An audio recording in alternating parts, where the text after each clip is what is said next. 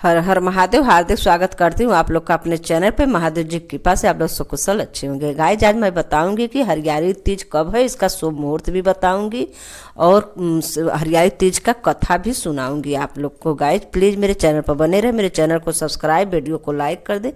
चलिए शुरू करती हूँ। हिंदू पंचांग के अनुसार हर साल सावन मास के शुक्ल पक्ष की तृतीया तिथि को हरियाली तीज का व्रत रखा जाता है। इस दिन सुहागिन महिलाएं पति की लंबी आयु और अच्छे सौभाग्य के लिए व्रत रखती हैं। कुंवारी कन्याएं मनचाहा वर पाने के लिए इस व्रत को रखती हैं। इस दिन मां पार्वती और शिव जी की पूजा करने का विधान है। सुहागिन महिलाएं अखंड सौभाग्य के लिए दिन भर व्रत रखने के साथ साथ 16 श्रृंगार करके पूजा अर्चना करती हैं। इस साल सावन की तृतीया तिथि यानी हरियाली तीज कब है, चलिए बताती हूँ। श्रावण मास के शुक्ल पक्ष की तृतीया तिथि आरंभ हो रही है 26 जुलाई को रात 10:41 से शुरू हो रही है, जो कि 27 जुलाई रात 10:41 पर समाप्ति है। इसलिए उदया तिथि को ध्यान में रखते हुए हरियाली तीज 27 जुलाई को मनाई जाएगी। गाइज आप लोग को मैं शुभ मुहूर्त बतला दी। अब हरियाली तीज व्रत के कुछ नियम भी आप लोग को बता दे रहे हो। एक कजली तीज बोला जाता है हम लोग को, जैसे सावन के कजली तीज एक आता है, भादों में हम लोग का तीज बड़ा तीज बोला जाता है उसे। तो गाइज कुछ नियम है जो जो व्रत रखती हैं, रखने वाली के नियम जरूर कर लेना है। हरियाली तीज का व्रत आप अगर निराजल रह रहे हैं तो निराजल रखें, नहीं गाते बजाते कजली गाते बजाते फलाहारी भी कर सकती हैं। हरियाली तीज के दिन हरे रंग का विशेष महत्व है। इस दिन महिलाओं को हरे रंग की चीज़ों का उपयोग करना चाहिए, पहनना चाहिए। जैसे हरे रंग का वस्त्र पहननी, चूड़ियाँ आदि पहननी चाहिए। हरियाली तीज के दिन माता पार्वती को 16 श्रृंगार की वस्तुएं कुमकुम, सिंदूर, साड़ी, चुनरी, मेहंदी, महावर आदि अर्पित करना चाहिए। व्रत के दौरान क्रोध, झूठ या नकारात्मक चीज़ों से दूर रहना चाहिए।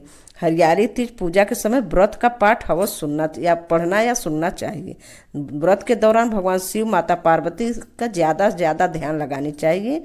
गाइस व्रत के दौरान दूसरे की निंदा से बचना चाहिए। व्रत में अपनी सामर्थ्य अनुसार दान भी करना चाहिए। हरियाली तीज का व्रत करने वाली स्त्रियां को दिन में सोना भी नहीं चाहिए। इस दिन काले रंग की चीज़ों का धारण नहीं करना चाहिए।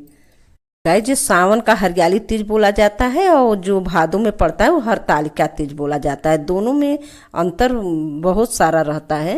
इस बार मैं बता दे रहा हूँ, हरियाली तीज और हरतालिका तीज दोनों व्रत भगवान शिव, माता पार्वती को ही समर्पित है। परंतु सावन माह में शुक्ल पक्ष की जो तीज की हरियाली तीज पर्व मनाया जाता है, इसके बाद भादों में कि शुक्ल पक्ष की तीज को हरतालिका तीज के त्यौहार मनाते हैं। इन दोनों व्रतों में भगवान शिव, माता पार्वती विधिवत पूजा करना चाहिए। अगर आप लोग निराजल, हरियाली तीज भी निराजल रह सकते हैं, जैसे कि हरतालिका तीज निराजल रहा जाता है। सुयोग वर प्राप्त करने के लिए कुंवारी लड़कियां ये दोनों व्रत रह सकती हैं। तो गाइस सावन माह में पड़ने वाली हरियाली तीज की कथा मैं सुना रही हूँ, आप लोग बने रहे चैनल पे।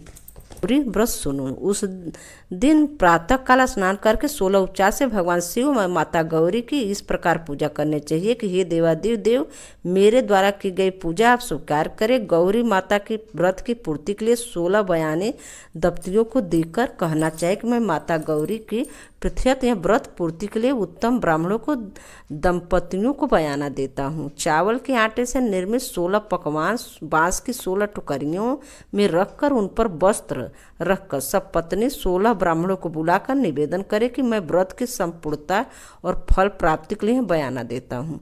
अलंकार आदि से संपन्न पतिव्रत धर्म युक्त शोभन सुवासनी इसे आप स्वीकार करें।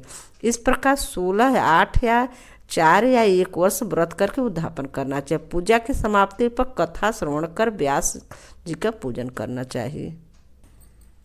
प्राचीन काल में सरस्वती नदी के तट पर सुभिला महानगरी थी। उसके राजा का नाम चंद्रप्रभा था। उसकी महादेवी और विशाला नाम के 2 रूप और लावण युक्त पत्नियां थी। राजा और चंद्रप्रभा महादेवी रानी को अधिक प्यार करता था। राजा उस पर अपनी जान छिड़कता था। एक दिन राजा शिकार खेलने के लिए वन में गया।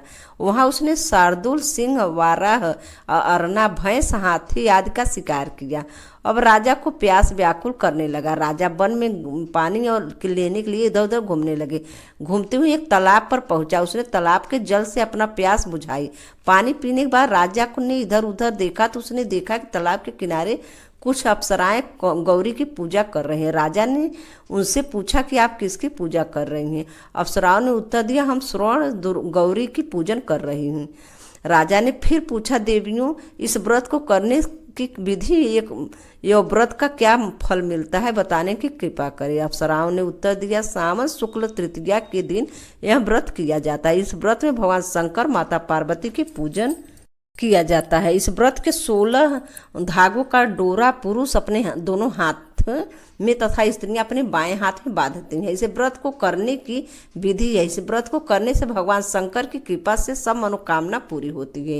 इस व्रत का फल है। यह सुन राजा चंद्रप्रभा ने भी श्रावण मास के शुक्ल पक्ष की तृतीया को अपनी दाईं भुजा में 16 धागों वाला डोरा बांधकर व्रत किया। राजा ने कहा, हे माता गौरी, इस डोरे को व्रत के लिए बांधता हूँ, मेरे ऊपर आप कृपा करना। इस प्रकार व्रत धारण कर राजा अपने महल में आ गए। रानी महादेवी ने राजा के दाएं हाथ के बंधे डोरे को देखा तो पूछा, यह क्या है?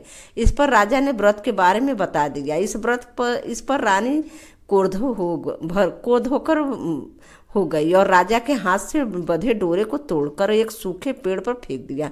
राजा ने रानी से कहा, ऐसा कर तुमने अच्छा नहीं किया, यह तुमने माता गौरी का अपमान किया। इधर राजा की दूसरी रानी ने देखा, सूखा पेड़ डोरे के प्रभाव से हरा भरा हो गया।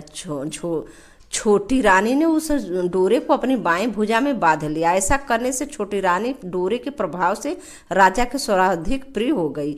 इधर बड़ी रानी व्रत का अपमान करने से राजा द्वारा त्याग देने के कारण दुखी होकर वन में चली गई। वन में वह महादेवी का ध्यान कर पवित्र मुनियों के आश्रम में ठहरी, परंतु मुनियों ने उसे देखकर कहा, अरे पिचासनी, यहाँ से चले जा। राजा और मुनियों द्वारा तिरस्कृत रानी महादेवी घोर जंगल में घूमती हुई थक कर एक जगह बैठ गई। वह गौरी का स्मरण कर पश्चाताप के आंसू बहाने लगी।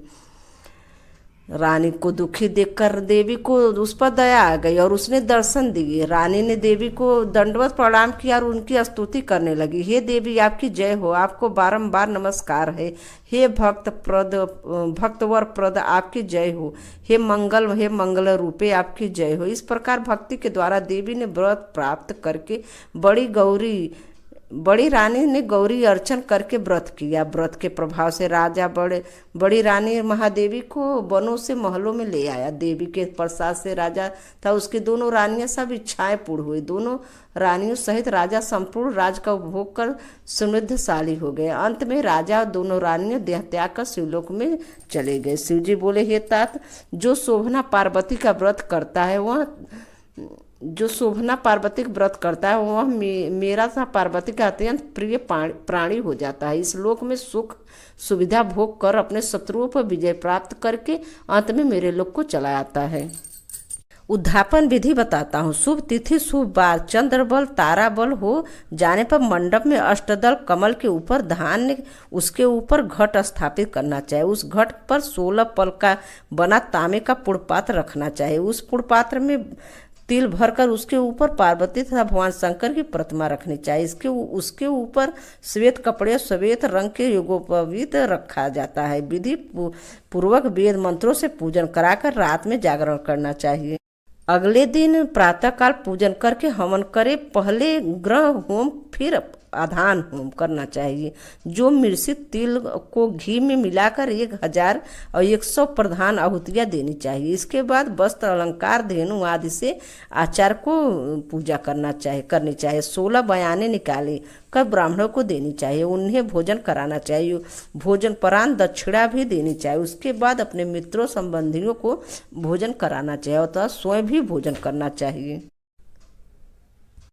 इस प्रकार उद्धापन करना चाहिए। और इसका व्रत कितनी साल रहना चाहिए? 16 साल रहना चाहिए। अगर 16 साल नहीं रह सके, 8 साल नहीं रह सके, 4 साल नहीं रह सके, 1 वर्ष करके उद्धापन करना चाहिए। पूजा की समाप्ति पर कथा श्रवण कर व्यास जी का पूजन करना चाहिए।